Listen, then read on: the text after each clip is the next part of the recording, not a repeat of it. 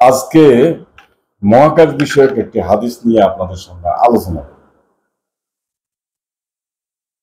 হাদিসটি বুখারী সহ সকল গুরুত্বপূর্ণ গ্রন্থে এটি বর্ণিত রয়েছে। আগে হাদিসটি পড়ে শোনাই।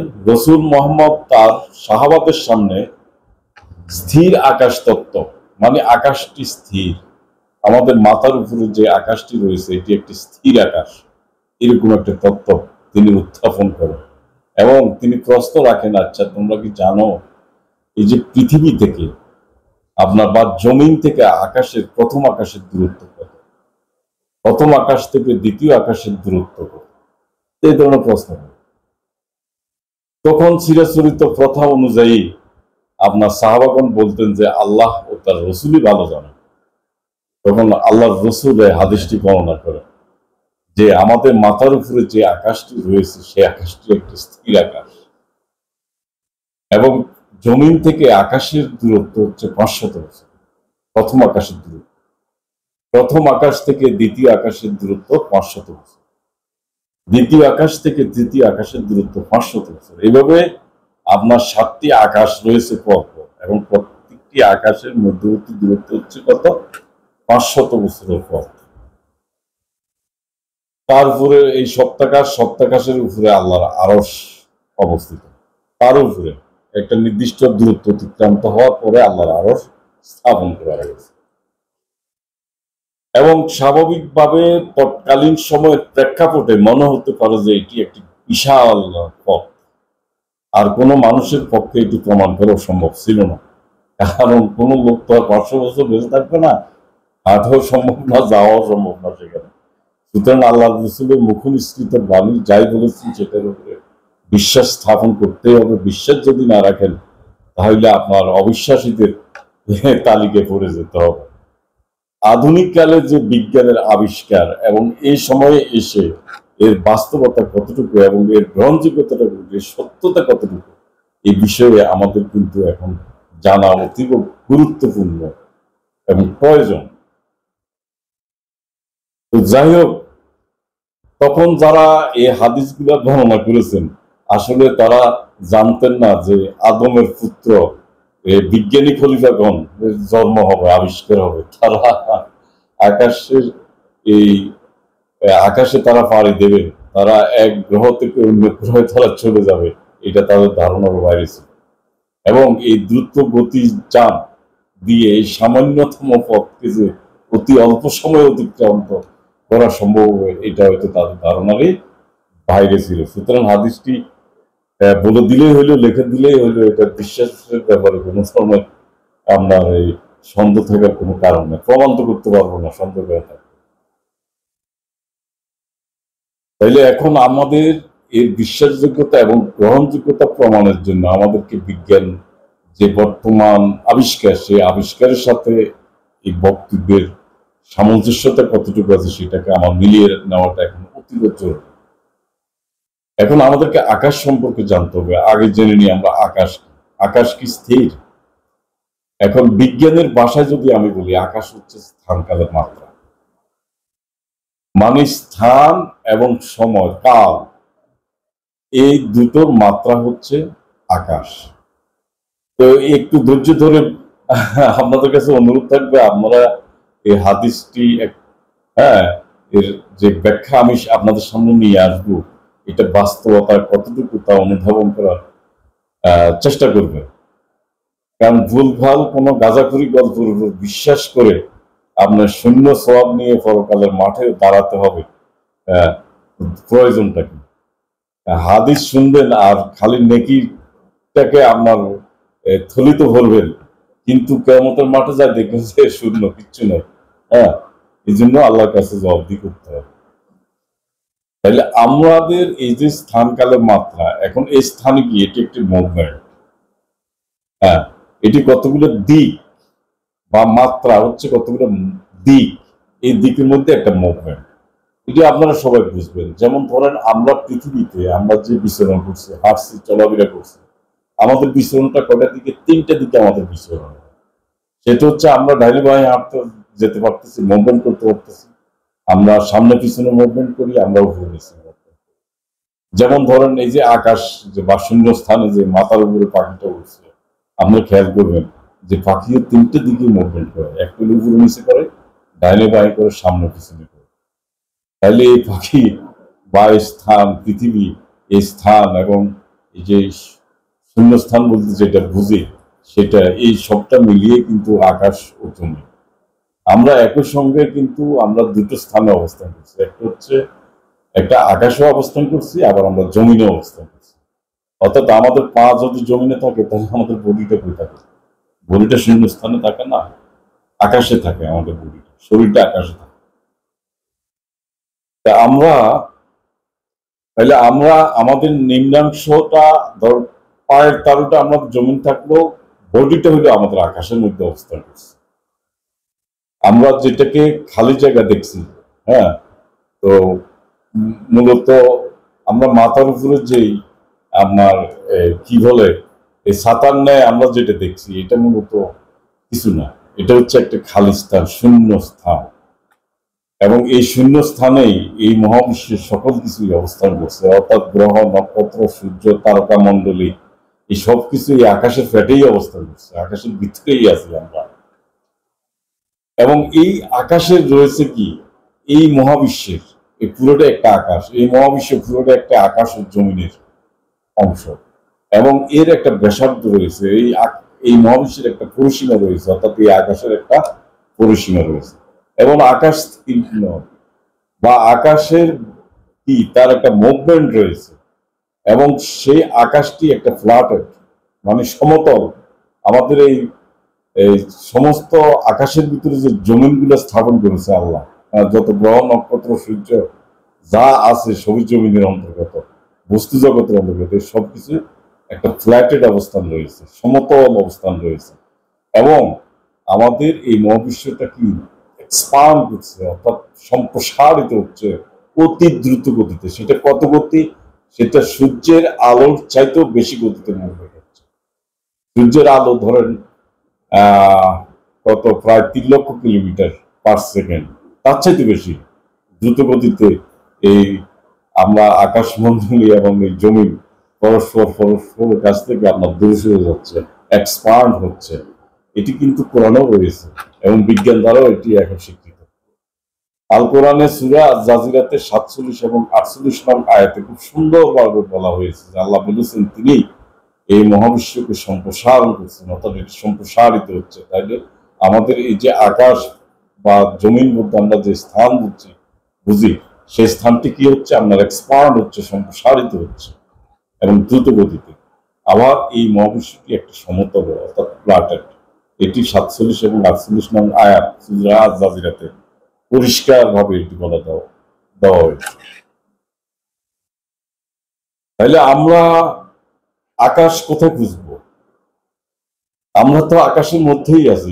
আমাদের এই আকাশের দূরত্বই বা আমরা কিভাবে মাপবো? আমরা শুধু মাপতে পারি যেহেতু বললাম যে মহাবিশ্বের সকল কিছু মিলিয়ে আকাশমণ্ডলীয় জমি, সুতরাং এর আমরা একটা ব্যাসার্ধ আমরা নির্ণয় করতে পারি, অথবা তার একটা পরিসীমার একটা আমরা মাপতে পারি। হ্যাঁ, একটা সীমারেখা আমরা মাপতে পারি। এখন আমাদের এই মহাবিশ্বের আমরা আসলে এই পুরোটাই প্রথম আকাশের অন্তর্গত, এবং সেটি 3টি মাত্রা দ্বারা সীমাবদ্ধ। সেটা হইল ডাইনে বাঁয়ে, সামনে পিছনে, এটা কথা আলোচনা করেছি আমি, উপরে নিচে 3টি মাত্রা দ্বারাই সীমাবদ্ধ। তাহলে আমাদের এই পুরো মহাবিশ্বটাই 3টি মাত্রা দ্বারা সীমাবদ্ধ। এবং আমাদের এই সম্পূর্ণ মহাবিশ্বটাকে আল্লাহ বলেছেন প্রথম আকাশ। এটি কোথায় বলা আছে? 67 নং সূরার 5 নম্বর আয়াতটি আপনারা একটু দেখে নেবেন। সেখানে বলা হয়েছে, আমি নিকটবর্তী আকাশ বা প্রথম আকাশকে তারকা রাজি দ্বারা সুশোভিত করেছি। অর্থাৎ আমাদের এই সূর্য একটা তারকা। হ্যাঁ, তো এর অবস্থাটা দেখেন, আমরা সৌরজগতের চিত্রটা আপনারা একটু দেখে নেবেন। এটা কি অনেকটা প্লাটেড না? একদম প্লাটেড। এটাই একটু আগে যে আয়াতটি আলোচনা করেছি সূরা জাজিরাতে, তো এটি একটি প্লাটেড। আর এই আকাশটি, এই যে যত তারকা মন্ডলী দেখবো, সূর্য সহ আরম্ভ করি, যত গ্যালাক্সি মন্ডলী আপনার এই মহাবিশ্বে রয়েছে, সবকিছু হইল প্রথম আকাশের অন্তর্গত। প্রথম আকাশকে এই সমস্ত কিছু দিয়ে আল্লাহ বলেছেন তিনি সুশোভিত করেছেন, সুসজ্জিত করেছেন। তাহলে সূর্য কোথায়? আমাদের নিকটবর্তী যে গ্যালাক্সি রয়েছে সেই গ্যালাক্সিটা হচ্ছে অ্যান্ড্রোমিডা গ্যালাক্সি। আমরাও একটা গ্যালাক্সির অন্তর্গত, আকাশগঙ্গা। তাইলে এই যে অ্যান্ড্রোমিডা গ্যালাক্সি সেটা কোথায় এবং সেটা দূরত্ব কত? সূর্যের দূরত্ব কত? পৃথিবী থেকে যদি কেউ সূর্যের কাছে পৌঁছতে চায় তাহলে তাকে 15 কোটি মাইল অতিক্রম করতে হবে, খুব বেশি দূরে নয়, 15 কোটি মাইল। এখন এই যে 500 বছর প্রথম আকাশ অতিক্রম করার জন্য আমাদেরকে এই কতটুকু বলেছে দূরত্ব? 500 বছরের পথ। তাহলে একটা লোক যদি স্বাভাবিকভাবে হাঁটে, হ্যাঁ, কারণ এটার হাঁটার পথে হবে, তাইলে সে সে 500 বছরের কত যাবে? বড় জোর 1 কোটি বা 1.5 কোটি আপনার কিলোমিটার আপনার সে হাঁটতে পারবে। কিন্তু তো সূর্যের কাছে তো সে বুঝতে পারবে না। সূর্য পর্যন্ত আপনার দূরত্ব হইল 15 কোটি কিলোমিটার। তো যেতে যেতে কত বছরের রাস্তা আপনার অতিক্রম করতে হবে। এছাড়া আমাদের যে অ্যান্ড্রোমিডা গ্যালাক্সি সেটা আমাদের এখান থেকে প্রায় 25 লাখ আলোকবর্ষ দূরে অবস্থিত। আলোকবর্ষ এগুলো কিলোমিটারের হিসেব নেয়। আলোকবর্ষ হচ্ছে আপনার কি এই আলো 1 বছরে যতটুকু দূরত্ব অতিক্রম করে, এইভাবে 25 লাখ আলোকবর্ষ দূরে যায় অ্যান্ড্রোমিডা গ্যালাক্সি। সেখানে বুঝতে গেলে আপনার কত লক্ষ আপনার এই আলোকবর্ষ পায়ে হেঁটে পার করতে হবে, তার কোনো হিসাব আছে? এটার হিসাবটা আপনারা বের করে না। এখন আল্লাহ রাব্বুল আলামিন আমাদেরকে কি বলেছেন? তিনি বলেছেন সপ্তাকাশের কথা বলেছেন। আর তিনি প্রথম আকাশকে কি বললেন? যে তারা কমণ্ডলী দ্বারা তিনি সুশোভিত করেছেন। অর্থাৎ আমরা যে স্থানে অবস্থান করছি এটি প্রথম আকাশের অন্তর্গত। তাইলে দ্বিতীয় আকাশটির রূপরেখাটা কেমন হবে? নিশ্চয় সেটা হবে মাত্রাগত পার্থক্য। যেহেতু আমাদের প্রথম আকাশটি হচ্ছে 3 ডাইমেনশনাল, এই 3টা ডাইমেনশন তো আমি বললাম যে 3টা ডাইমেনশন কি? সামনে পিছনে, ডাইনে বায়ে এবং উপরে নিচে, 3টা ডাইমেনশনে আমাদের মুভমেন্ট। তাইলে আমাদের মাত্রাটা হচ্ছে তৃতীয় মাত্রা, আমরা অবস্থান করছি। তাহলে চতুর্থ মাত্রা কি হবে? চতুর্থ মাত্রা আপনার আইনস্টাইন তিনি আপেক্ষিকতার তত্ত্বে দেখিয়েছেন যে সময় একটি মাত্রা, অর্থাৎ চতুর্থ মাত্রাটি হবে কি? একটি সময়ের মাত্রা। তাইলে আপনার সেই স্থানটি দ্বিতীয় আকাশ আল্লাহ যেটা বলেছেন অবশ্যই সেটা 4 মাত্রিক আকাশের ধারণা আল্লাহ দিয়েছে। এইভাবে যদি প্রথম আমাদের এই মহাবিশ্ব হলো 3 মাত্রা, তাইলে যখন আমরা সময়কে একটা মাত্রা দেবো তখন 4 মাত্রা, তাহলে সেটা একটা আকাশ। তৃতীয় মাত্রার এক ধরনের আকাশ, 4 মাত্রার এক ধরনের আকাশ। এইভাবে মাত্রা যত বাড়বে তত এক একটিকে আমরা পঞ্চম মাত্রা একটা আকাশ দেবো, ষষ্ঠ মাত্রা একটা আকাশ দেবো, সপ্তম মাত্রায় আমরা একটি আকাশ। আর আমাদের বর্তমান অবস্থা হলো 3 মাত্রা। তাহলে 7 মাত্রায় যদি একটা আকাশ আমরা ধরি, সপ্তম আকাশের সাথে আমাদের এই 3 মাত্রা যোগ করলে আমাদের প্রায় 10টি ডাইমেনশনের উপস্থিতি থাকতে পারে। অর্থাৎ সপ্তাকাশ পর্যন্ত যে আল্লাহ বলেছেন তিনি স্থূলভূত আকাশ, তিনি আকাশমণ্ডল নির্মাণ করেছেন। শুধু আকাশ নয়, আকাশের মধ্যে জমিনও আছে। এই সবকিছু বিচরণ থাকবে বিভিন্ন মাত্রার ভেতর মাত্রায়।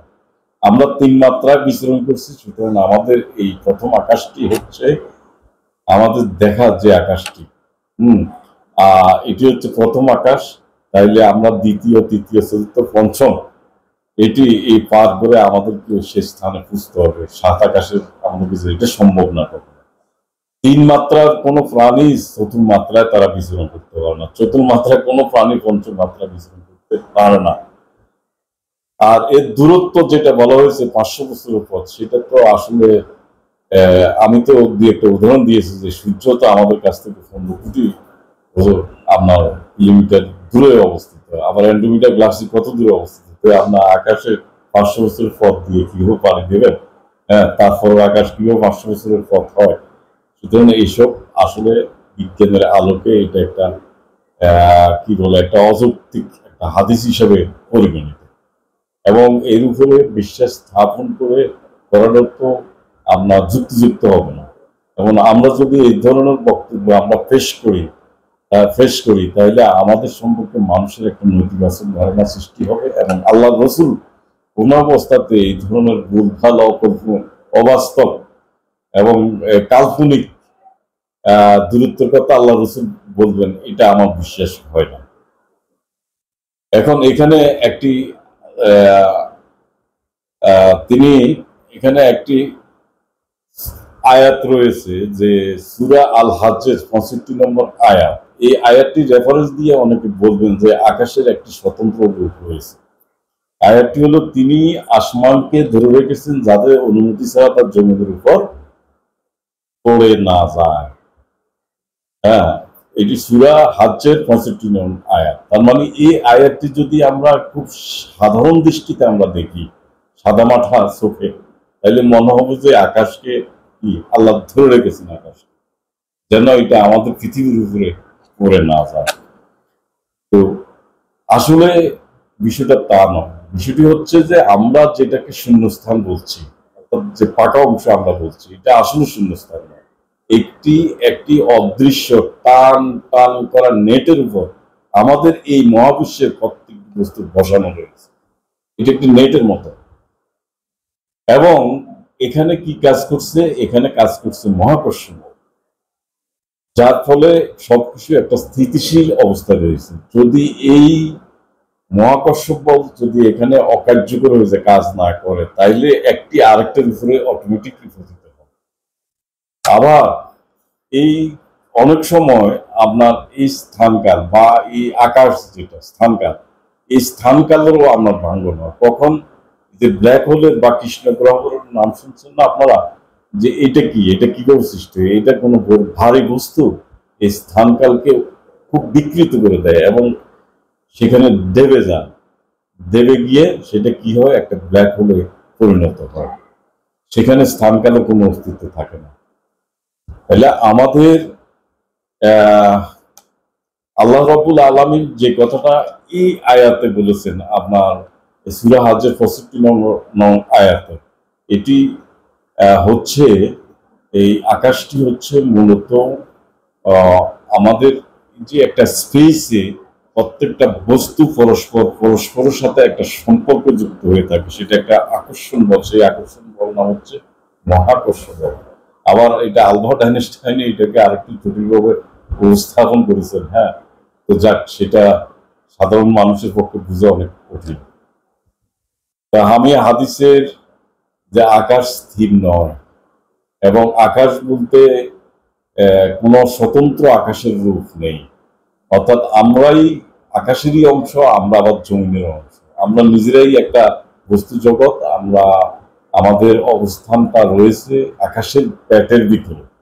সুতরাং এই আকাশের আমরা দূরত্ব মাপার তো প্রশ্নই আসে না। আকাশের দূরত্ব আপনি কিভাবে মাপবেন? হ্যাঁ, আর আকাশ এবং বহুমাত্রিক আকাশ রয়েছে, এটাকে আল্লাহ বলেছে যে আপনার স্তরীভূত আকাশ বা প্রথম, দ্বিতীয়, তৃতীয়, চতুর্থ, পঞ্চম, ষষ্ঠ, এই যে বিভিন্ন মাত্রাগত পার্থক্যের উপরে আকাশের অবস্থানটা রয়েছে, আকাশ মণ্ডলী ও জমিনের অবস্থানটা রয়েছে। তো আমরা আকাশের দূরত্ব যদি বলেন, আমার কথায় আকাশের দূরত্ব শূন্য। আর যেহেতু আকাশের দূরত্ব আমার সাথে, আমি আকাশের মধ্যে আছি, আকাশের দূরত্ব শূন্য। 500 বছরের পথ, কিসের পথ বলে দিয়েছেন একটা কথা। তো এই ধরনের হাদিসের বিশ্বাস রাখার কোনো যৌক্তিকতাই নেই। আর আকাশ স্থির, আকাশ আসলে স্ট্যাটিক কোনো বিষয় না। বিষয়টা হচ্ছে আকাশ এক্সপান্ড হচ্ছে, সে একই জায়গায় অবস্থান নেই। আমাদের মহাবিশ্বের প্রত্যেকটা বস্তু পরস্পর কাছ থেকে অতি দ্রুত বেগে দূরে সরে যাচ্ছে। সুতরাং এই আকাশের স্থিরের তত্ত্ব এবং এই দূরত্ব নির্ণয়ের যে হাদিস, মহাকাশ হাদিস, এর উপরে আমাদের বিশ্বাস স্থাপন করা ঠিক হবে না। আমাদেরকে বাস্তব ভিত্তিক হবে এবং বিজ্ঞান ভিত্তিক চেতনা নিয়ে আমাদের কোরআনকে গবেষণা করতে হবে। আল্লাহ হাফিজ।